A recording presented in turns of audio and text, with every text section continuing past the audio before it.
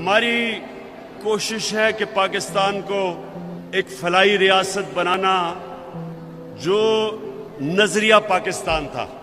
मुल्क में जिस तरह की भी तरक्की हुई, अमीर अमीर हो गया और आम आदमी नीचे ही रहा। कोई भी माशरा आगे नहीं बढ़ सका जिधर अमीर और गरीब में फासला बढ़ता जाए।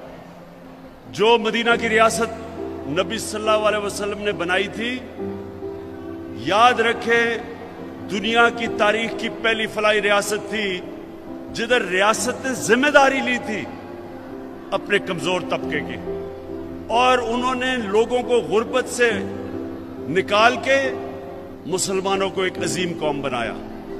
आज चाइना की जो तरक्की हुई, चाइना ने 70 करोड़ लोगों को पिछले 30 साल में गुर्बत से निकाला, इसलिए वो आज दुनिया का अजीम तरीन मुल्क बन गया। और यही हमारी पाकिस्तान की ख्वाब है।